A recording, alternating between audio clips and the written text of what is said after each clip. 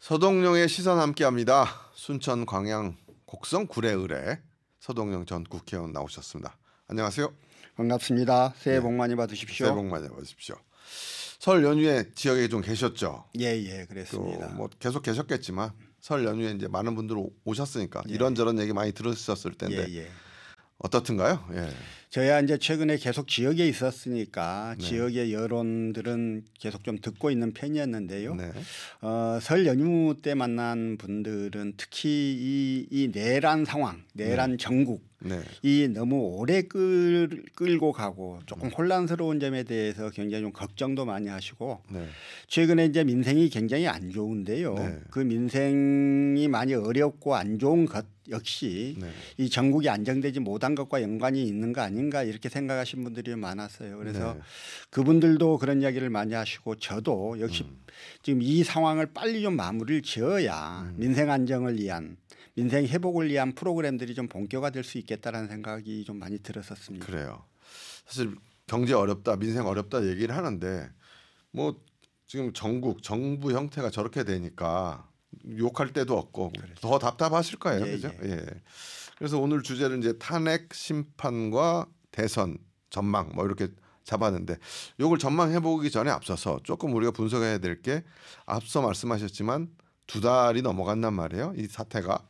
그러니까 사람들이 처음에는 되게 그 내란 이런 거에 깜짝 놀라고 이렇게 윤석열 정부에 반대하는 쪽으로 가다가 여론조사가 한 달 전부터 한 보름 전부터 좀 바뀌기 시작하면서 사람들의 생각이 바뀐 것 같아요. 여론조사 추이도 바뀌었고 요 분석부터 좀 하고 뭐가 좀 바뀌었을까 이런 얘기부터 하고 이제 앞으로 전망을 해보죠. 뭐 이런 여론조사의 변화 어떻게 알아보세요? 그 기억들 다 하실 테지만 12.3 비상계엄 직후 국민들은 되게 정말 깜짝 놀랐고요. 그리고 나서 이게 내란에 해당한다. 윤석열을 탄핵해야 한다라고 하는 점에 대해서 국민 대다수가 동의하고 같이 뜻을 모았던 걸로 기억을 합니다. 그건 실제로 저희가 주변에서 느끼는 체감하는 여론도 그랬고 여론조사 결과로도 그랬었지요. 그런데 이제 최근에 여론조사 그게 한 두 달 정도가 지나고 나서 많은 변화가 있었습니다. 왜 이런 변화가 생겼을까에 대해서 뭐 여러 가지 이제 분석이 가능한데 저는 절차가 매끄럽지 못한 점에 대한 어떤 국민들의 한편으로는 분노 또 한편으로는 그걸 매개로 해서 결집할 수 있는 계기를 준 게 아닌가라는 생각이 좀 들었어요. 보수층이 결집할 수 있는. 좀 그 기억을 다시 되돌려 보면요. 처음에 이제 비상계엄이 내려지고 이게 내란에 해당한다라고 하는 이야기들이 많이 나오고. 그래서 언론사도 이걸 내란 사태라고 그랬었습니다. 명칭을 그렇게 썼어요. 수사기관도 다 그렇게 보고 수사를 시작을 했지요. 근데 처음에 이제 공수처가 수사를 하겠다고 해요. 그렇죠. 그래서 국민들이 공수처가 수사를 잘하겠구나라고 생각하고 믿고 기다리고 있는데 공수처한테는 내란 수사권이 없다고 그럽니다. 이게 웬 말이야? 그런데 이제 공수처한테 내란 수사권이 없는 건 맞지만 뭐 관련 사건 수사로서 수사는 가능해. 이런 알쏭달쏭한 말을 합니다. 그게 뭔 말인지 잘 이해는 안 가지만 그래도 기다리고 있었는데 뭐 되겠지 뭐 이렇게 생각했죠. 공수처가 어렵게 체포영장을 발부받았는데 체포영장 집행을 하러 나갔다가 5시간 반 동안 대치만 하다가 그냥 돌아와요. 그러고 나서 공수처가 결국 체포를 못하고 체포영장 집행을 경찰한테 일이 많으니 하는 이야기들을 하게 됩니다. 어떻게 해서 이제 체포는 이루어졌는데 공수처가 직접 윤석열에 대한 소환조사 한 번도 하지 못한 상태에서 이 사건을 어쩔 수 없이 서울중앙지검에 넘기게 되지요. 그렇죠. 근데 서울중앙지검이 구속기간 연장, 추가 수사를 위해서는 구속기간 연장이 필요하다고 해서 서울중앙지방법원에다가 그 연장 신청을 했더니 2번에 걸쳐서 불허를 해버렸어요. 이러다 보니까 공수처도 윤석열에 대한 수사를 제대로 하지 못했고 검찰도 소환조사 한 번도 하지 못하고 기소를 하게 됐단 말입니다. 자, 이런 일련의 과정들이 국민들이 보기에 되게 이상한 거죠 지금. 특히나 이제 윤석열이 검찰총장까지 지낸 법률 전문가이기 때문에 저 사람이 뭔가 좀 장깨를 부려서 빠져나갈지 않을까라고 하는 우려를 갖고 계신 분들한테는 그 우려가 현실화되고 있는 그런 느낌들도 있는 거죠.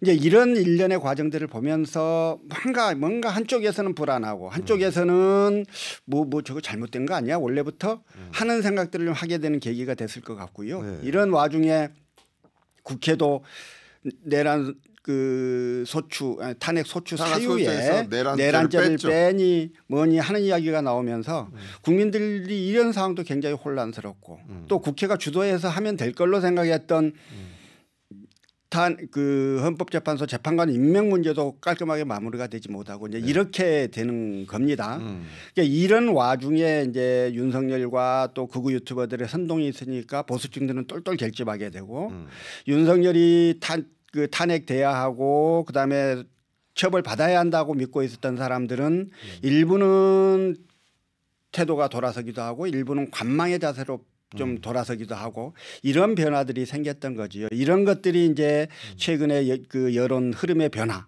이것들을 좀 가져왔던 게 아니에요. 그렇게 보시면 그러니까 시간이 걸리는 건 어쩔 수 없습니다만 시간이 걸리더라도 잘못에 대한 단죄는 차곡차곡 뚜벅뚜벅 그리고 원칙에 따라서 하나하나 짚어나가야 하는 건데 그 일련의 과정들이 너무 혼란스럽게 진행되는 이 와중에 한쪽이 결집할 수 있는 힘을 주고 한쪽은 또 좀 흐트러지게 되는 그러한 계기가 됐던 게 아닌가 그런 생각이 듭니다. 전반적으로 민주당적인 민주당 국회의원이셨으니까 민주당적인 차원에서 분석을 하신 것 같고 제가 볼 때는 탄핵 소추할 때 내란죄를 빼는 게 제가 볼 땐 중립이나 보수 쪽에 많은 결집할 수 있는 요인을 주지 않았나 저는 좀 그렇게 생각하는데 그렇고 근데 결국 방금 말씀하신 분석에 의하면 결국 탄핵 심판이 좀 빨리 돼야 될 것 같다라는 생각이 들거든요. 그러면 근데 탄핵 지금 심판 진행되고 있고 이제 내일이 8차 그거죠. 출석이죠.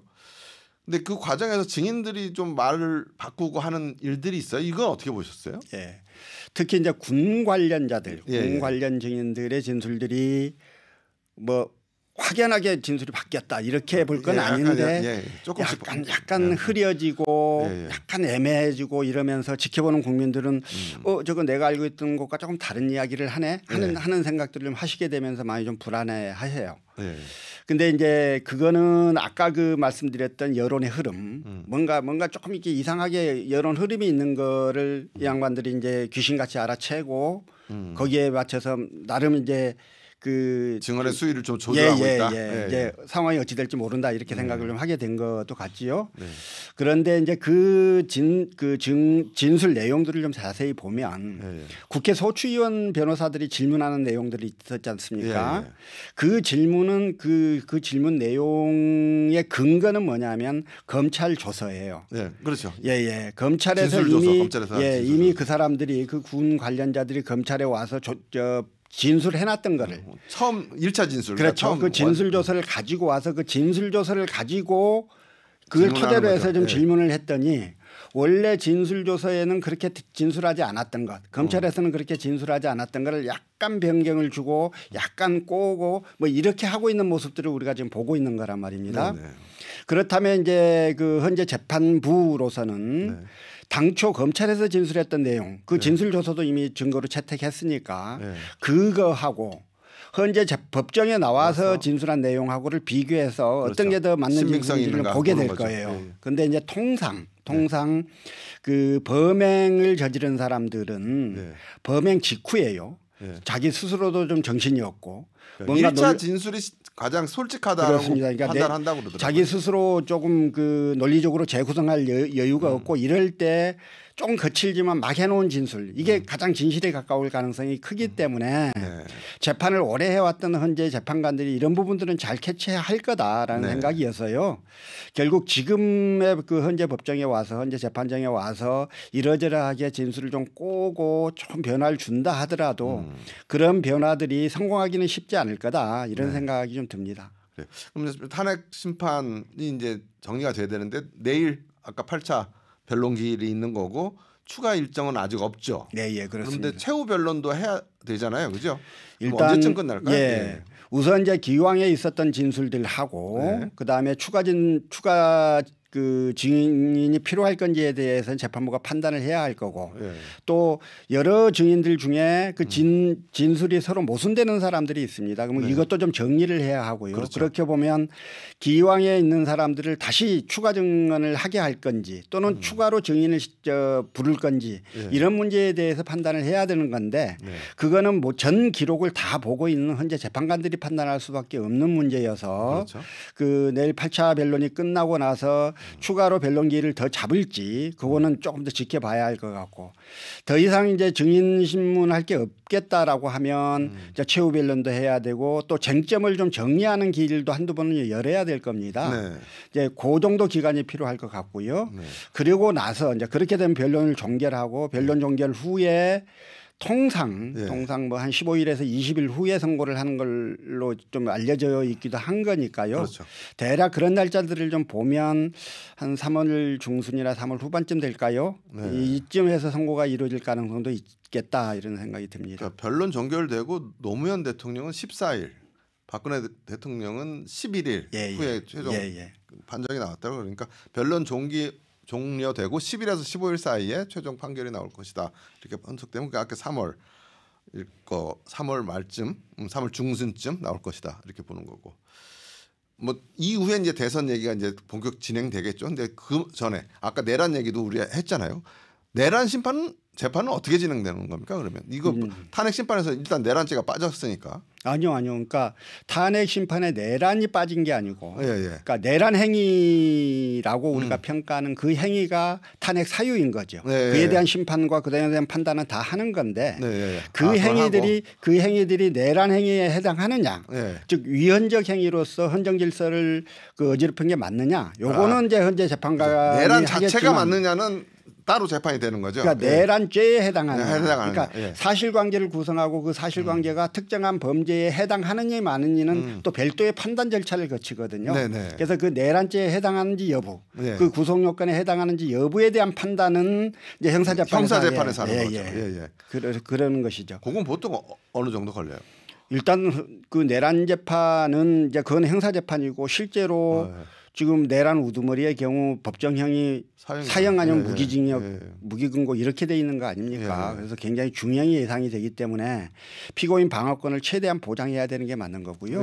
그러면 지금 그동안에 검찰이 확보해놨던 공수처가 확보해놨던 온갖 진술 요소들 뭐 이런 것들 다 증거로 제출돼야 할 텐데 그 윤석열 측에서 다 이제 증거 부동의하게 될 거고 증거 부동의하면 그 진술했던 사람들 다 불러서 다시 진술 다 들어야 할 겁니다. 이거는 훨씬 더 오래 걸릴 수밖에 없을 것 같다 싶습니다. 사실 그건 또 정치 상황이 바뀌면 따라 또 어떻게 변할지 모르겠지만 그렇고 더 중요한 건 탄핵 심판 후에 이제 대선 문제잖아요. 아까 민심도 얘기했지만 빨리 좀 전국이 안정되길 모든 국민들이 바라고 있는 거니까. 그럼 이제 이게 탄핵이 인용이 되면 3월 중순 정도로 우리가 예상을 하면 그게 며칠 안에 대선이 치러져야 되죠. 그거는 이제 20일인데요. 우선 그 전에 탄핵은 인용될 건가 이제 하는 문제들이 있겠죠. 당연히 뭐 지금 윤석열 측에서는 뭐 저 극적으로 아니라고 하고 있고 보수층도 뭐 결집하고 똘똘 뭉쳐서 탄핵해서는 안 된다 이런 이야기를 하고 있는데 저는 이제 이런 비유를 하나 하고 싶어요. 지금 윤석열 측에서 하는 이야기가 결국 아무것도 이루어지지 않았다라는 거잖아요. 세상에 2시간짜리 내란이 어딨냐라는 이야기를 해요. 자, 20층 아파트 사람이 많이 모여 사는 20층 아파트가 있다고 가정을 해봅니다. 그 아파트에 누군가가 불을 지릅니다. 불을 지르고 불길이 막 일어나는 순간에 관리사무소 관리 직원들이 즉각 빨리 이 사태를 파악하고 이 사람들이 아주 용기 있게 그리고 지혜롭고 현명하게 대처를 잘해서 불이 잘 꺼졌습니다. 그래서 유리창 몇 장 깨지고 바닥을 약간 그을린 정도에 끝났습니다. 그러면 방아쇠가 아니냐고 주장할 수 있나? 그러면 이거는 유리창 몇 장 깨지고 그냥 바닥 약간 그을린 거에 불과하기 때문에 아무 일도 일어나지 않은 거냐? 그렇지 않거든요. 그걸 그 관리사무소 직원들과 용기 있는 시민들이 그때 제압하지 않았다면 큰 사고가 날 수밖에 없었던 이런 일이고, 문제는 불을 저지른 거에 대한 책임을 면할 수 있는 일이냐? 그거는 이제 전혀 다른 문제라고 하는 그렇죠. 점. 예, 이런 부분들을 저는 현재 재판관들이 잘 파악하고 있다고 보여져서요. 탄핵이 인용되는 건 뭐 이제 거의 좀 확실하다고 볼 수 있는 거 아닌가라는 생각을 좀 하고 있습니다. 일단 탄핵이 인용되면 현재 재판관 그날 선고 기일에 재판장이 대통령 윤석열을 파면한다. 다짜가 끝나는 순간 지위를 이제 잃게 되고 그러면 이제 대통령 거리 상태에 빠지는 겁니다. 그 대통령 거리 상태에 빠지면 2달 이내에 대통령 선거를 치러야 하는 것이기 때문에요. 이게 이제 3월 중순이라면 5월 중순, 3월 말이라면 5월 말. 이제 아마 대선 시기에는 그렇게 돌아가게 될 겁니다. 근데 한편에서는 이제 탄핵을 너무 뭐 보수나 국민의힘은 너무 탄핵 심판을 빨리 진행한다 이런 여론도 있는 거고, 그런 건 여기에 맞물리는 게 이제 이재명 대표의 그 공직선거법 항소심이 한 3월 말쯤 예상되잖아요. 그래서 그것 때문에 이걸 빨리 진행한다 한다 이런 것도 있어요. 그러면 만약에 3월 중순에 탄핵이 인용이 되면 이 선거법은 영향을 미치게 됩니까? 항소심 돼도 대선에는 아무 문제가 없나요? 일단 대통령 거리 상태, 대통령의 사고 상태, 지금 탄핵이 됨으로써 직무집행이 정지가 되고 권한대행이 있지 않습니까? 이런 대통령의 사고 상태가 오래 가서는 안 되는 거 아니에요? 국가 안정성을 그렇죠. 위해서. 그래서 뭐 2달 안에 빨리 하는 거죠. 최대한 헌법재판을 빨리 마무리를 짓는 게 국가를 위해서 굉장히 좋은 일일 수밖에 없는 거죠. 그런데 그 이야기는 그 이야기인 거고. 근데 이제 여기에다 대고 자꾸 이제 이재명 대표의 선거법 재판을 끌어넣어서 비판을 하니까 그러면 대통령의 이런 그 사고 상태를 계속 끌고 가도 좋단 말이냐라고 하는 그 반론에 당장 부딪힐 수밖에 없는 이제 그런 국민의힘에 놀리는 그런 면들이 좀 있는 것이죠. 일단 이제 이재명 대표의 선거법 위반 사건은 3월 26일 날인가요? 그때 이제 결심을 하겠다라고 하는 게 재판부 확실한 이제 입장 표명이어서 그때 결심이 되면 통상은 결심하고 나서 한 달 이내에 한 달 이내에 선고를 보통 하는 것이어서요. 그러면 항소심 재판인 3월 아마 그것도 이제 3월 중하순쯤 선고가 이루어질 가능성이 크다. 이렇게 좀 보여지는 거고 1심에서 이제 집행유예형이 나온 거이기 때문에 만약에 항소심에서도 그러면 어쩔 거냐? 그러면 이제 항소심에서 그러면 뭐 여러 가지 이제 그 이재명 대표의 사법 리스크가 이제 조금 더 현실화되는 이런 상황이기 때문에 그 문제에 대한 여러 가지 시비들이 더일 수밖에 없겠고 국민의힘에서는 더 많은 공격을 해올 수밖에 없지 않겠어요. 그러나 어쨌든 이제 법률적으로는 대법원이 최종 확정 판결을 하기 전까지는 뭐 무죄로 추정되는 거고 그때까지는 뭐 모든 정치적 그 활동들이 할 수 있는 거고. 다 보장이 되고 이러기 때문에 뭐 원칙적으로 대법원 판결 선고가 있기 전까지 뭐 이재명 대표가 대선에 출마하는 건 아무 문제는 없는 거다 이렇게 볼 수밖에 없을 것 같아요. 그런데 요 사법 리스크 그다음에 앞서 말한 여론조사의 추이 이것 때문에 꼭 민주당이 대선에서 승리하게 확실하지 않다. 거기에 대한 좀 의구심들이 더 드는 거 아니에요? 어떻게 보세요? 이런 저는 이제 모든 거를 결정하는 건 국민의 여론이고 국민의 지지도일 거라고 봐요. 아무리 국민의힘이 이재명이 미워도 국민이 꿋꿋하게 이재명에 대한 지지를 여전히 좀 이렇게 표현하면서 이재명의 사법 리스크에도 불구하고 대통령으로서 우리가 뽑겠다라는 의지를 표명해 주신다면 어떻게 할 어떠할 방법이 없는 것이고요.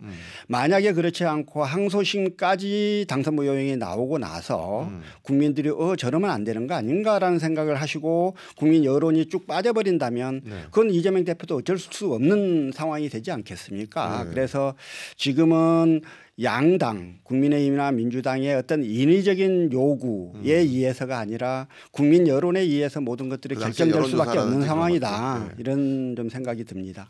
그러면 아까 3월 중순에 인용이 되고 두 달 안에 대선이 치러되면 민주당 경선은 그러면 거리 상태가 시작되면 경선이 시작되는 겁니까? 어떻게 합니까? 일단 이제 지금 아직 그 탄핵 심판이 결정도 되기 전에 조기 대선을 염두에 두고 경선을 치른다는 게 되게 국민들 보기에도 좋지가 않고 그러니까 어쨌든 뭐 이러기 때문에 지금 양당 다 후보 선출 절차에 돌입하지도 못하고 지금 가만히 있는 거 아니에요. 그러니까 알겠습니다. 일단 탄핵 결정이 이루어지고 나면 그때부터 시작될 수밖에 없어서 굉장히 좀 시간은 급박하게 모든 것들이 좀 진행되지 않을까 싶습니다. 그렇죠. 그래서 아직 물밑으로 드러나지 물밑에 가라앉아 있고 위로 드러나지 않는 건데 그런 와중에 김영록 지사가 지난주인가 그 대선 출마 선언했잖아요. 어차피 경선 주자로 나가겠다는 건데 이건 어떻게 보셨어요?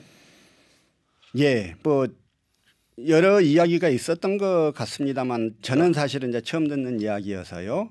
어떤 분들은 현직 도지사가 대권 행보를 나서는 거에 대해서 문제 제기를 하시는 분들도 계시던데 과거 이재명 경기도지사, 그다음에 안희정 충남지사, 양승조 충남지사, 최문순 광원지사, 박원순 서울시장 그런 사례들이 많이 있었습니다. 그렇기 때문에 이런 걸 두고 김영록 지사만 뭐라고 좀 이렇게 문제를 삼거나 그럴 수는 없을 텐데요.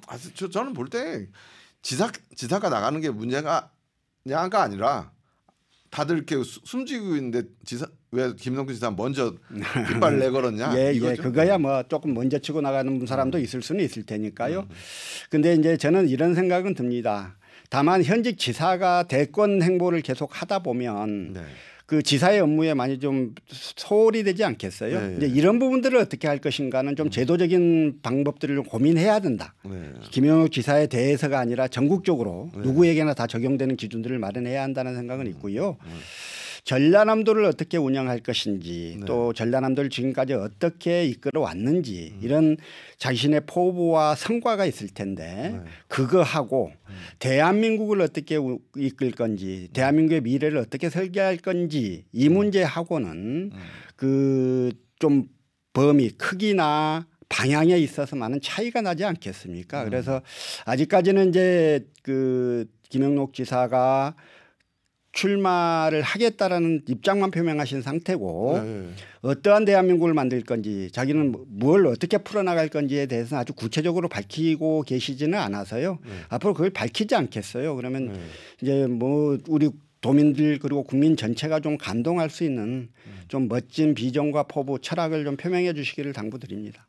그런데 뭐 김영록 지사의 대선 출마 입장 표명이 경선용이다. 본선용은 아니다. 이런 분석도 있고 그런 해석들도 있고 비명계가 그 당시 좀 비판하면서 화합을 강조하면서 나섰잖아요. 그 김부겸, 김경수 이렇게 그러니까 그런 뭐 영남 쪽 비명계 세력에 대한 견제다 이런 분석도 있어요. 그건 어떻게 보세요?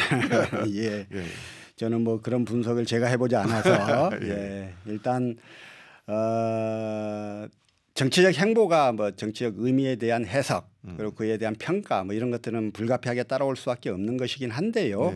너무 지금 있는 기존의 그 거론되던 주자들하고 관계성 속에서의 문제를 바라볼 거는 아닌 것 같고 김영록 지사가 지금까지 그 표명하지 않았지만 나름 국정 운영에 대한 철학들이 계실 거예요. 그래서 이제 그 부분을 표현해 주시면 저희가 좀 평가하기가 좀 쉬울 것 같다는 어떤 비전을 제시하면 그때 한번 우리가 분석을 해봐야 된다 이 말씀이시고 마지막으로 비명계에서 대선 주자급들이 그다음에 많은 얘기를 했고 언론에 많이 등장들을 했어요. 한 보름 전부터. 그러면서 계속 포용하고 문재인 대통령까지 입장 표명하고 이렇게 나왔단 말이에요. 이 비명계와의 아무튼 대선 3월 중순까지 어떤 화합들 이런 것은 잘 될 것인가 어떻게 전망하십니까? 그 포용이라고 하는 거는 당 지도부가 할 일이잖아요. 그 이재명 지도부가 해야 할 일이어서 뭐 이재명 지도부 아닌 사람들이 뭐 어떻게 할 것인가를 좀 예측하기는 쉽지 않을 것 같고요. 근데 이제 지금 그 소위 비명이라고 이야기하는 김부겸, 김동연, 김경수, 박용진 이런 사람들이 이제 하는 게 좀 더 큰 민주당, 좀 품 넓은 민주당을 가지고 가야 대선은 승리가 가능하다 이런 이야기 아니겠어요? 그렇죠. 너무 당연한 이야기일 거라고 저는 생각을 하고요. 이제 이런 부분들에 대해서 일부 강성 지지자들이 막 비난하고 조롱하고 막 적대감을 표현하는 경우들이 있던데 그렇게 하는 건 사실 민주당을 위해서도 좋지 않고 이재명 대표를 위해서도 좋지 않은 일일 거거든요. 네. 그래서 이 비상계엄이라고 하는 정말 상상도 하지 못했던 비상 그 사태를 야기시킨 윤석열과 국민의힘한테 또 정권을 넘겨줄 수는 없다라고 하는 점에 동의한다면 민주당 지지자들이 좀 더 폭넓게 여러 사람들 같이 아울러서 이 대선에 임하는 그런 노력들이 좀 필요하지 않을까 싶습니다. 네. 근데 그 말은 민주당원들한테도 민주당을 지지하는 분들한테도 해당하지만 친명계한테도 더 해당되는 말 아닙니까? 그럼 뭐 그런데 그런 모습들을 보여주느냐의 여부는 또 다음에 이제 시간에 또 더 얘기 나눠보죠. 예. 오늘 말씀 감사합니다. 고맙습니다. 네, 지금까지 서동영 전 국회의원과 함께했습니다.